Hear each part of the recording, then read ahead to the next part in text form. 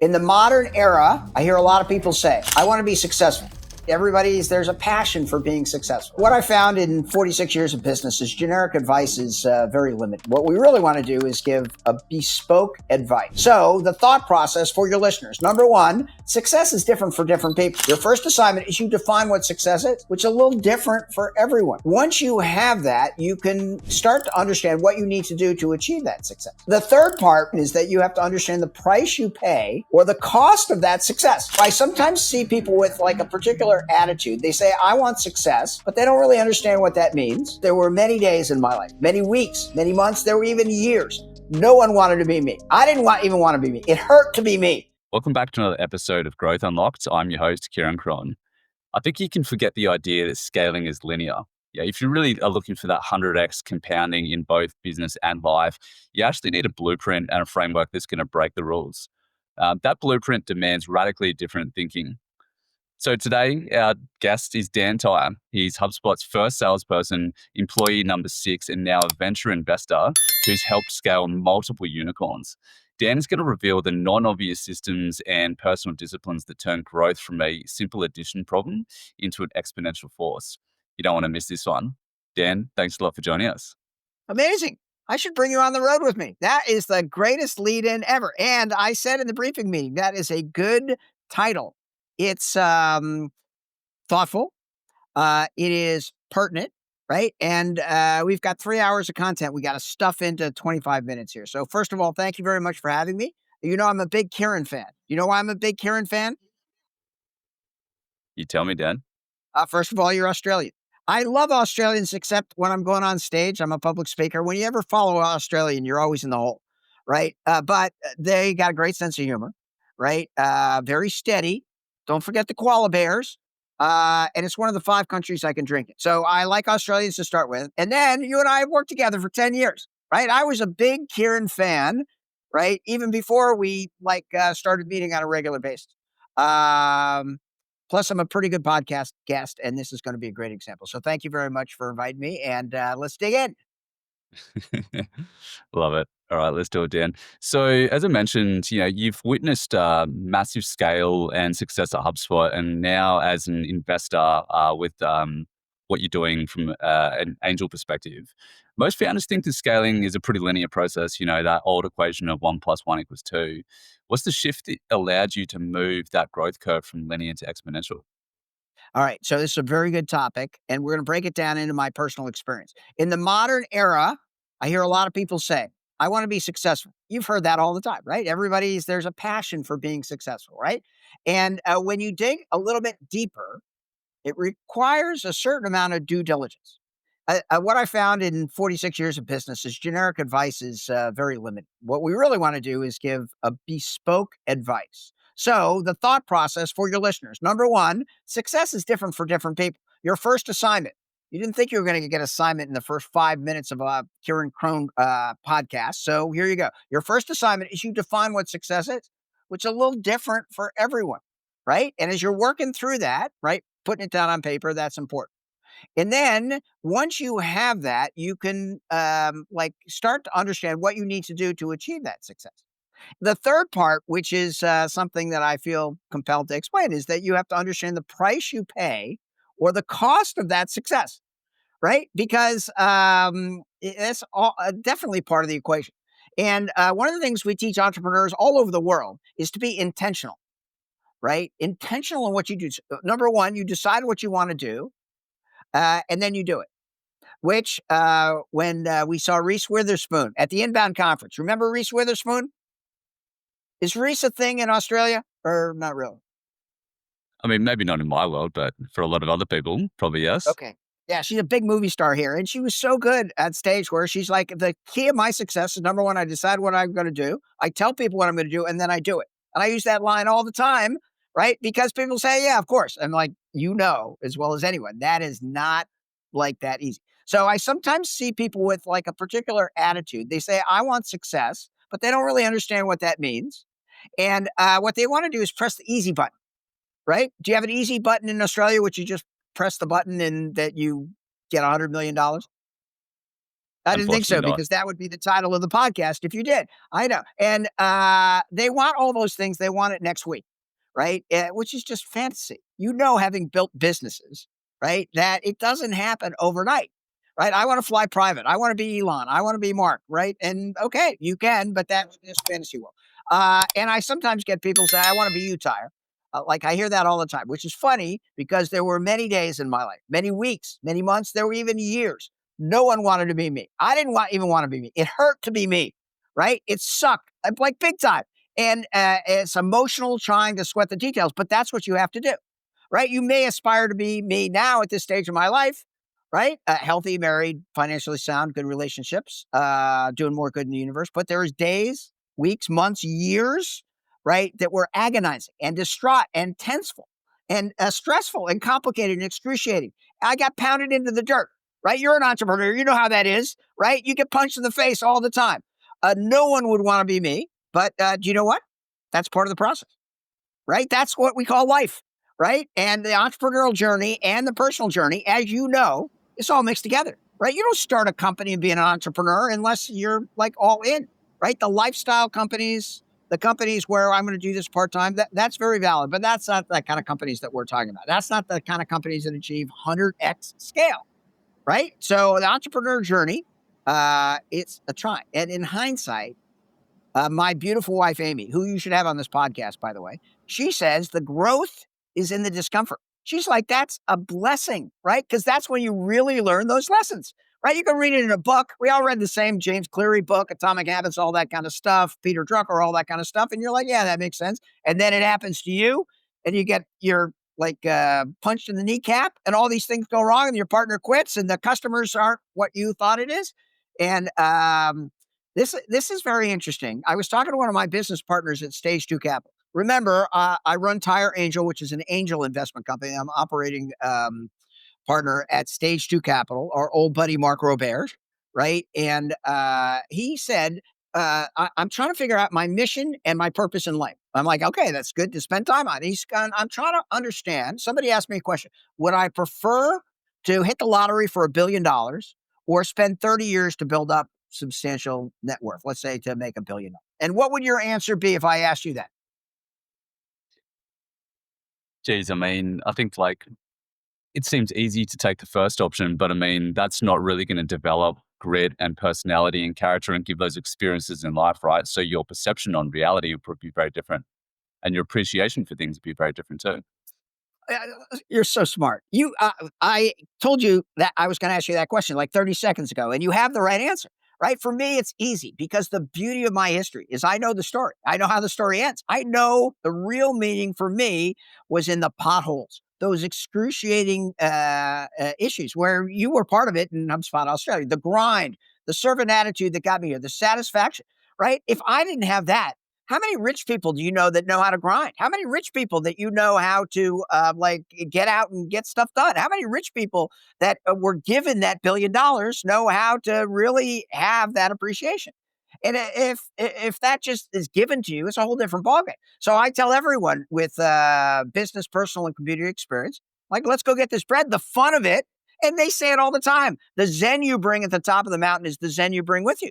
It's the journey, not what you get there. Because once you get there, you're like, okay, now I got a lot of money. What am I going to do? Right. And the real key is you want to get in there. You want to mix it up. You want to see how good you are. You want to have some fun, not blame and pointing fingers. You want to do meaningful stuff with people that you know, that you like, that have the same ethics, morals. You want to do something that's meaningful. I know that's a little bit of a tangent, and that's only your first question. We got like 9 more, but right, what Halligan did when he said, and Dharmesh, when they said they started HubSpot, they're like, we want to make a dent in the universe, right? We want to have a company that our grandkids could be proud of. And I'm like, oh my goodness, who doesn't want to do that, right? And so that was the North Star through 20 years of busting our tail, working hard, opening offices, doing all the great stuff that you did with partners, right? And that is meaningful. Yeah, like you could have gotten that cash out somewhere along the line. It would be nothing in comparison to the companionship, the hard work, the lessons learned, the people that we met, the partners that we recruited, the great customers that help us get there, and the stories that we now tell, right? That really make us who we are today. Dan, I feel like you could very easily write a whole book on that topic, and I'll be disappointed if you don't do that. Amazing. I'm a better speaker than I am writing. Having written a book in 2018, the Inbound Organization, which all the HubSpot executives were featured in, it almost killed me. I thought writing a book was just like talking. Writing a book is nothing like talking. You write the book, then you write it again, then you write it a third time, then you give it to an editor. And that takes a lot of discipline and update. But like the journey is amazing. And that is where you learn those lessons. That's where you follow those potholes. That's where you meet these people that will be lifelong friends, or you meet these people say, I never want to be in the same room with them. That's what life is all about, is mixing it up. And one of the reasons you're a good entrepreneur is you do stuff, right? And we want to tell like all of our listeners, right? The key is not just talking about it. Anybody can talk about it, right? The key is getting down the mud and slime, right? Picking up the phone, going and go to that live event, looking and understanding, right? How you can be of service, which is part of my new mantra of how to, right? I'm trying to do the most good for the universe, which by the way, I stole from my son when he dropped out of college. He's like, Dad, all I want to do is do the most good for the universe, which I'm like, okay, I don't know what to say about that. That makes me happy. That makes me sad, but that is, I'm stealing that. And he's like, what do you mean you're stealing it? I'm like, that's my new mantra. Do the most good for the universe, which people always say that's amazing. Why do you do that? And do you know why I do that? Tell me, Dan. Well, once you have a certain amount of money and solid relationships and have worked on your life, right? The best way to be of service to the world is to help other people, right? And everybody's always thanking, right? And they're thanking me for my entire community. They're like, thank you so much for doing that. Thank you for doing office hours. Thank you for being the mentorship program. Thank you for helping me out. I'm like, no, no, no, you don't understand. That gives me an opportunity to talk to my friend Kieran in Australia. If I didn't do that, if I wasn't trying to help him out, I'd never talk to him. And I like to do a lot of stuff and I like to help people. Makes me feel good. It helps them live a little bit better life.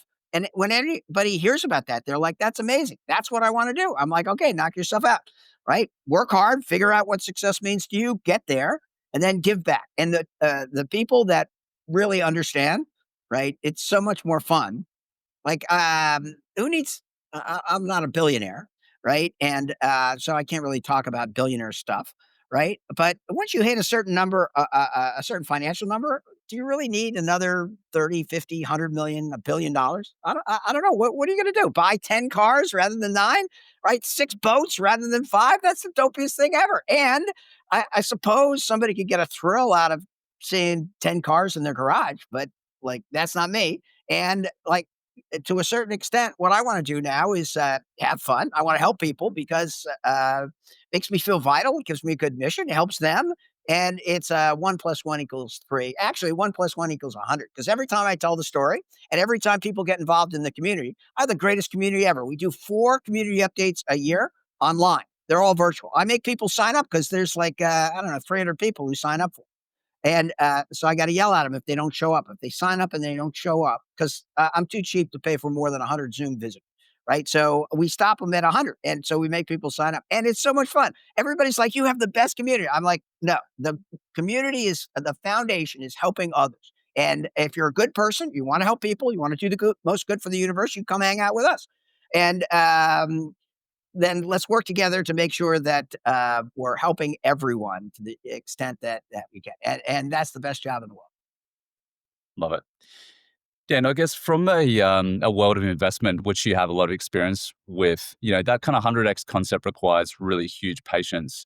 And I guess for a CEO or a founder that might be listening to this, what are the greatest traps of short-term thinking that you've seen that actually slow them down and that compounding growth what we spoke about? All right, that was one of the greatest questions. That is not a typical question you get asked in a podcast, so good for you. And it's part of the fun of being a business owner in the modern era because sometimes it's linear and sometimes it is, and it depends on the phase of growth. And when you start out as any company, as you know, having started multiple companies, you're in the concept stage. And when you start to grow, you're proving the concept with like product market fit. You're both selling and servicing, and the most important, retain your customers. And that's mostly done by the founders. And do you know why it's done by the founders? Because I mean, they basically wear every hat in the business, right? Exactly. There's no one else to delegate it to, right? There's no one else in the business. There's 3 people in the business. Somebody's got to go out and do it. And if you can't do it, number one, you'll never succeed because the founders and the CEO and the growth guy are always the best salespeople. And no business ever turned out the way that it looked like in the investment deck. Having seen 100 investment decks a month, right? Everybody says, this is what's going to happen. You see the hockey stick. This is how it's going to scale. I'm like, okay, we'll see what happens. I've never seen somebody hit all of their numbers in the investment deck because as soon as you get customers, everything changes.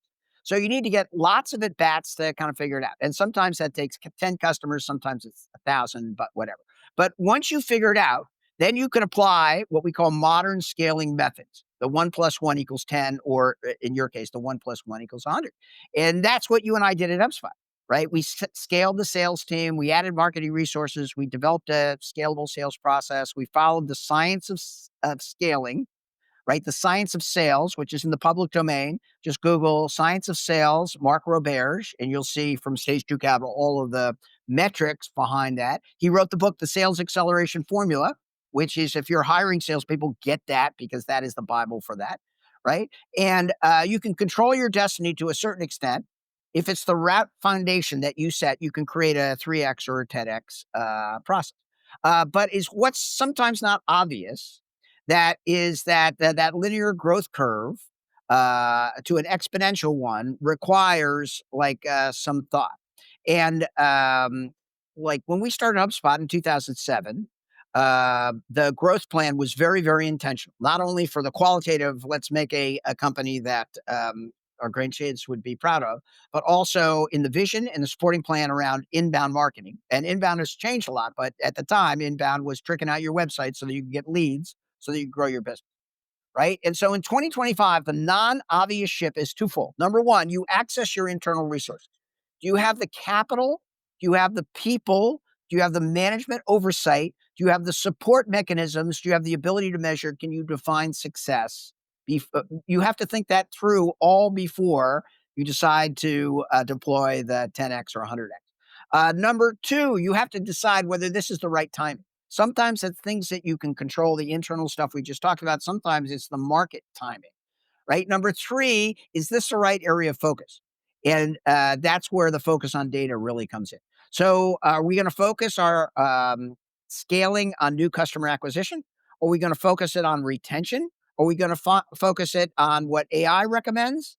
Are we going to focus it on the community? Are we going to start a partner program? And those are all different ways to get that multiple X scale that now requires you to look at the resources you have internally, look at the marketplace, look at the data that you're collecting to make a very, very intelligent decision. And if you want to grow, which most people do, and if you have the foundation and can reasonably prove that you can build a forecast where you can get that 3x or 5x, then it's the right time.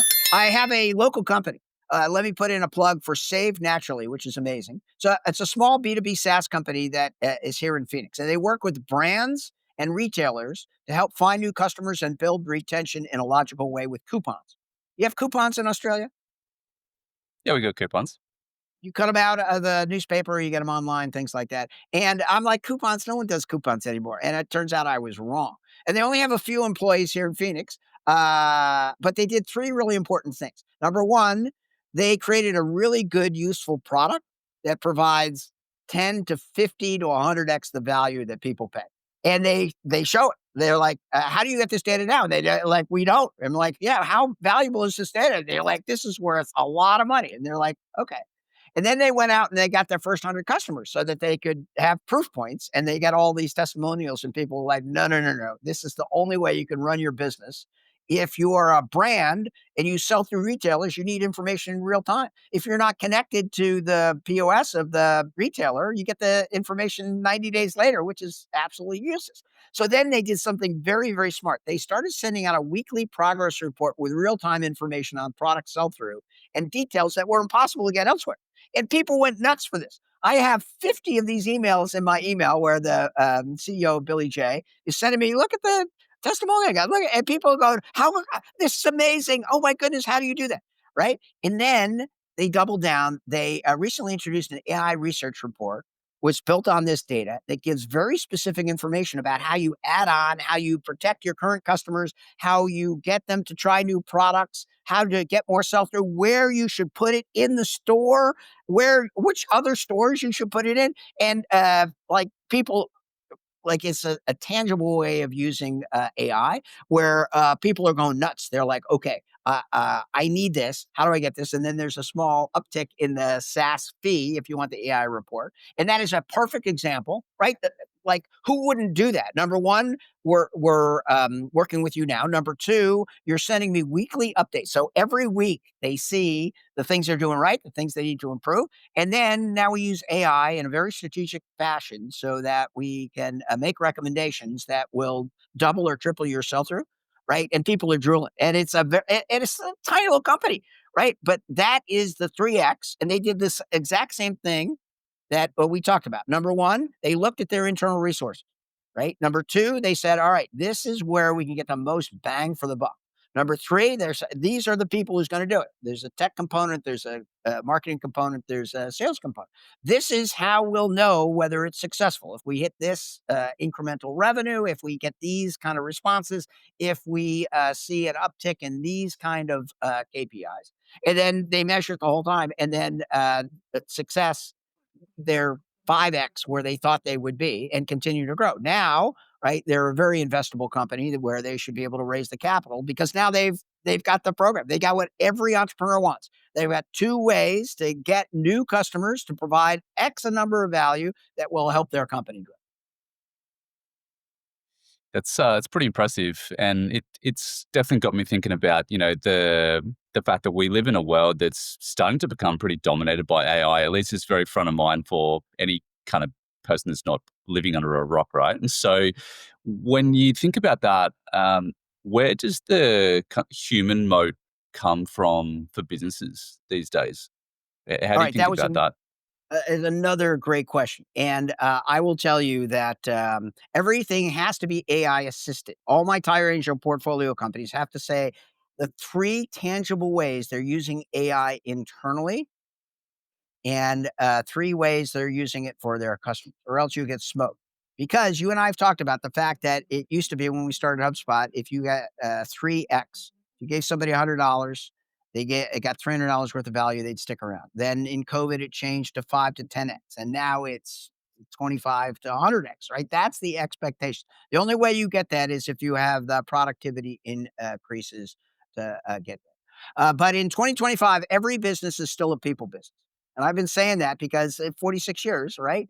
You got to go belly to belly. You got to be in the same room. You've got to understand your employees, your vendors, your customers, or partners. And AI doesn't do that. AI gives you recommendations, right? But 11% of the time, AI is wrong. And they can tell you what to do, but then you still have to do it. You still have to deliver. And AI assisted, all companies have to be AI assisted. And I think most are at this point in time, right? But the key is execution. Gemini can tell me what to do, but I still have to do it. I still have to get the message across. I still have to make sure that people understand that there's a human overseeing it, looking at it. There's still the empathy issue. Human beings are still very, very social, and they want to make sure that there's the proper oversight. And my belief is that it'll still be like that for the relatively short term, right? More and more stuff will get AI assisted, but it still requires people to deliver. And, right, that means, right, you got to remember, you got to treat people like human beings, right? Which I wish I didn't have to remind our listeners that you have to treat people like human beings, but sending spam emails, especially on LinkedIn, you send me a spam email on LinkedIn, ask me to connect. Right? Without doing any research? Are you kidding me? Takes 10 seconds to put me in AI. Just do a little bit. Just you would never come up to me and say the same thing that you would say to another entrepreneur, right? But people do it. So you got to treat people like human beings. You got to be empathetic. You got to realize that even as a great entrepreneur, if you're in the same room with people, that goes a long way to making a lot of difference, right? And that human approach is a huge competitive advantage, right? For customer intimacy, for customer retention, for people understanding that you'll sweat the details, for being able to explain and understand how your, I don't know, 20x value now going to 50x, going to 100x to get market research information and to have a good, thriving business. I think there's some great points there, Dan, and it definitely is. in line with some conversations I've had with other founders recently. And I think that the more that AI becomes part of everything that we do, everything that we see, and all these experiences from a digital perspective, the more that people are starting to crave that human connection, right?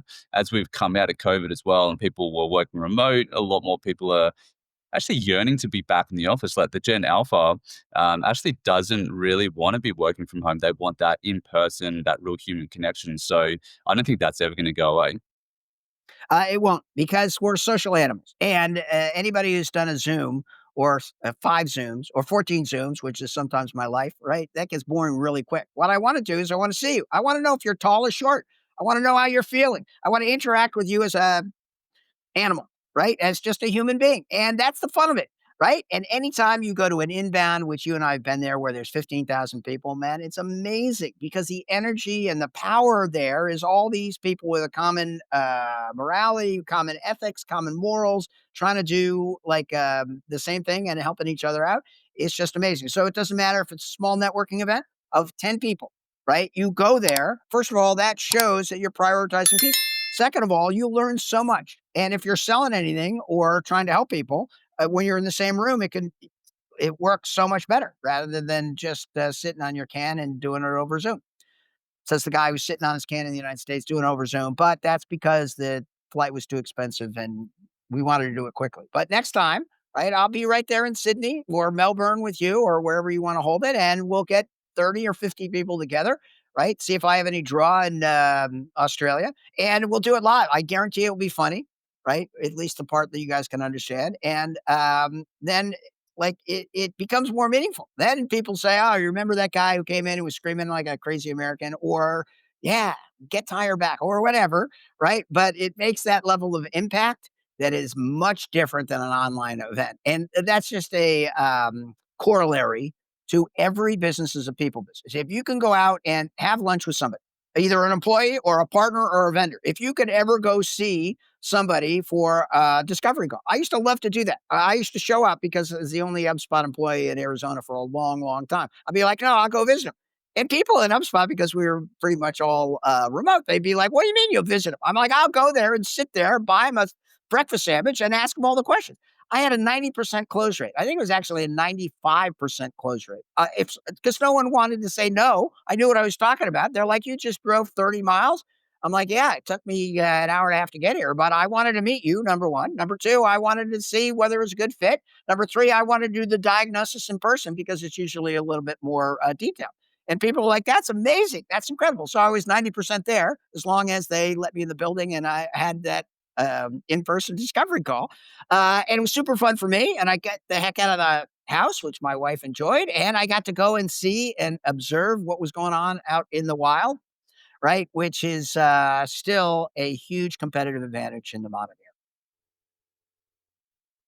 Yeah, and thinking back to something you spoke about before around, getting advisors to put pen to paper and actually write down a plan and start to think and try to get ahead of any kind of issues they're going to have in the future and, like, in a way, try to look through a bit of a crystal ball if that's even possible. Can you share, I guess, like a technique or ritual that you use personally to ensure that your own thinking about the future isn't just a projection of what's happened in the past? Amazing. All right. So I have a document for the 2026 planning for all of our portfolio company, which I'm going to send to you, Kieran. And you make it available to all the podcast listeners that have been listening for 33 minutes so that they get gold. We should have teased this at the beginning of the podcast. We should have said if you listen to the whole podcast, you'll get some free stuff. So in the preamble or when you post the stuff, say it includes free stuff. And what's the email?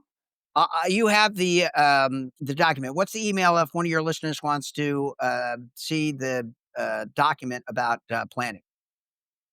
Send it straight to me. So Kieran at scalestation.io. Amazing. All right. And I strongly urge you to do this because we've been doing this for a couple of years. You'll see there's a new recommendation or a slide about AI.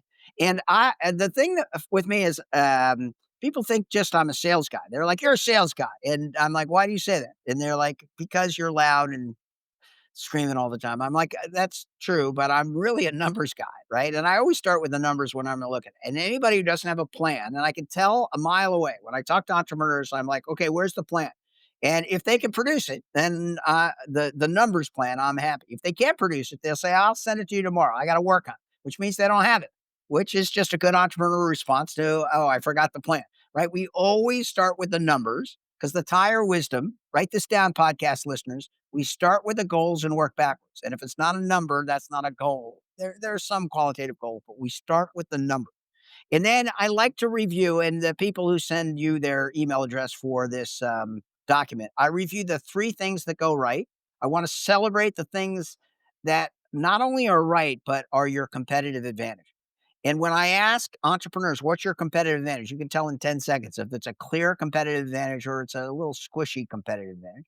What are the three areas of improvement? And once again, you can tell if somebody's thought that out, right? I just read a great quote that the productivity of most companies can be greatly increased by reducing the number of errors that are currently happening. And I'm like, that's great. Before you go out and start a new initiative, like we were talking about the partner program or customer acquisition, something like that, just make sure the process that you have is efficient for what you're doing. So, the top three areas of improvement, and then you can go into 3x discussion. Right? The key in growth in the modern era is that it happens a little quicker. Everybody is now expecting that that growth that used to be 100% per year to be a top tier company is going to be a little bit higher now because you're an AI assisted company. And you're starting to see that in companies that are moving very, very quickly, funding very, very quickly, because they have that viral kind of thing that Save Naturally has, where they're leveraging AI for customer acquisition, customer retention, and they're seeing it in the results. So always start with the numbers. That's the planning. Number two, find the three things you do right in a particular area, the three things you need to improve, right? And then think through, right, at every step, right? This is another piece of Tyre wisdom. What gets you here works against you at the next stage. And you know this from your HubSpot experience. What got us to $1 million worked against us to get to be a $5 million. We had to do a completely different play, different thing. We had to break into two divisions. Now HubSpot has like five divisions, right? Which they had to do as they continue to scale. You have to lean into the management level layer. There's a huge difference in the process of scaling these businesses to millions, then multiple millions, and tens of millions, then hundreds of millions and billions, right? And you can't do it unless you have a specific plan where you have an understanding of where you're going to get your incremental revenue and how you're going to retain your customers. Love it. So much gold in there. Um, Dan, I guess if you had to try to distill down the last 4 years of your experience into a single sentence, which is going to be interesting to see how you can pull this off for purpose-driven founders that are really looking to guarantee or make sure they've got the best chance of achieving financial freedom, and I guess even more importantly, like deep meaning in their life, what would that sentence be? Okay, it's going to be a long sentence, but I got it. Have fun, comma, learn as much as you can, comma, make money, and do the most good for the universe. Right? There may be a semicolon in there, but somewhere along the line. But like everybody's different. Everybody's like, I want to live your life. I'm like, no, you don't. Right? First of all, you're not me. Second of all, you want to understand, right? Your unless you have an identical twin. Do you have an identical twin?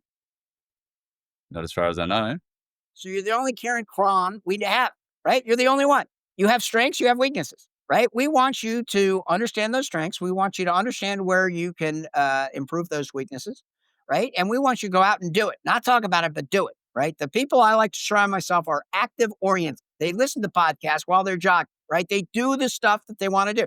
You can spend as much time as you want being intentional, deciding what you want. Then you write it down. You're like, I'm going to do this, right? And then you like grind it out. You do whatever it takes, right? You understand the cost of execution, and then there's not enough power in the universe, right? You're Kieran. You could do anything. I've told you that a million times, maybe not a million. I've told you that at least 3 times, including last week, right? And it's true. You've got so many successes. You've done a lot of good things, and everybody's like that. Everybody has strengths and weaknesses. We want to focus on those strengths. We want to support those strengths. We want you to write down what you want to do, and then we want you to power through. One other thing, raising your hand and asking for help is not weakness. That's strength, especially in the modern era, right?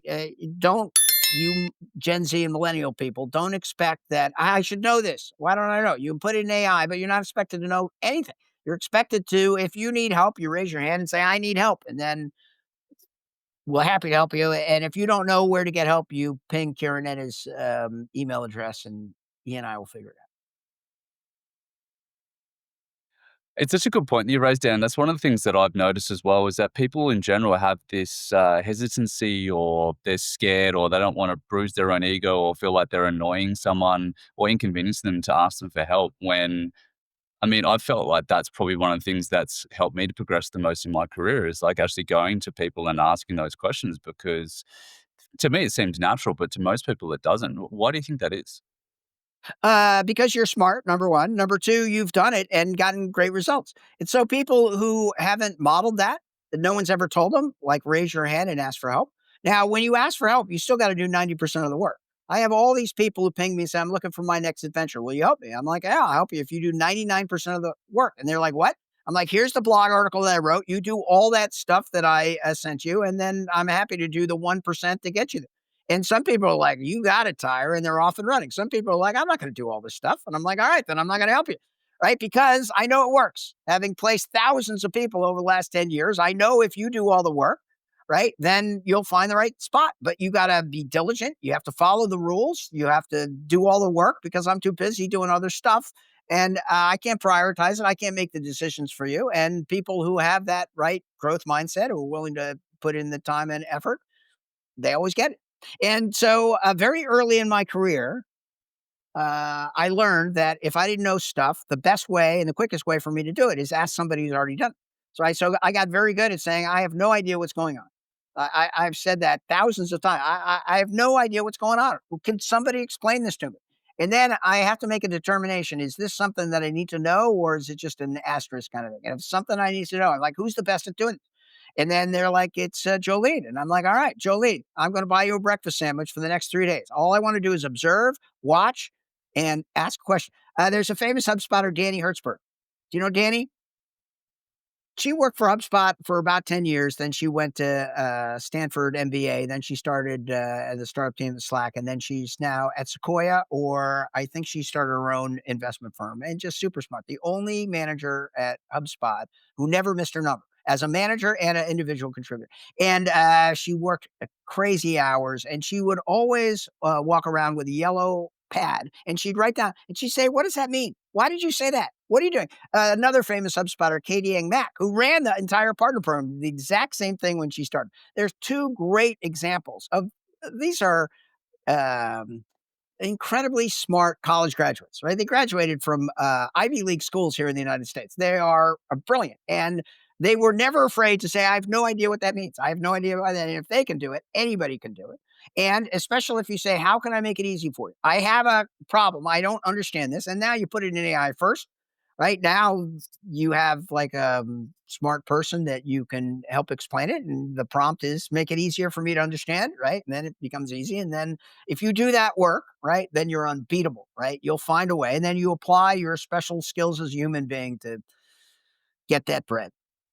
Do you say that in Australia? Let's get that bread. Yeah, I wouldn't say it's a super common term, but it definitely resonates. I mean, I don't eat a whole lot of bread, but I love a bit of sourdough in the mornings. There we go. A little Australian sense of humor, right? Finishing out with exactly what we talked about in the first 5 minutes. You are a great podcast host and a good guy. And I'm happy to serve and talk a little bit about my background and experience. Thanks for sending me all the questions in advance. And hopefully, your podcast listeners find it entertaining and helpful, right? And we can help do more good in the universe. Dan, love your work. Always a massive fan of everything you do and bringing that Dan Tyre energy as always. Super fun. If people want to follow along or connect with you, Dan, where's the best place for them to do that? DanTyre.com is the website, right? I speak all over the world. If you want the big Tyre energy on stage, you can go to Dan Tyre Public Speaking. I have 5 prepared presentations that I do all over the world that are super fun. DanTyre@gmail.com, right? Just send me an email. And I think I told you I maxed out on LinkedIn connections. I can't add anymore on LinkedIn because I usually say just connect with me on LinkedIn, but now I have to remove connections until those evil people at LinkedIn decide that Dan Tyre should have 60,000 connections, and which I'll pay for. LinkedIn, I'll raise the bar. I'm happy to pay a little bit of money, not a lot because I'm cheap, but a little bit so that I can have more connections, so that I'm accessible. And I look forward to coming to Australia. Look forward to helping your podcast listeners, you and your podcast listeners, in any way that I can. Amazing. Dan, thank you so much. Very cool. Cheers. Bye for now. Thanks for listening to this episode of Growth Unlocked Beyond Scale. If you enjoyed the show, it would really be appreciated if you can leave a 5-star review wherever you consume your podcasts. And while you're there, why not subscribe to the channel so you don't miss any future episodes? If you'd like to learn about how to drive profitable scale in your business, gain clarity on your direction, and improve your business valuation, click the link in the show notes to connect with Kieran.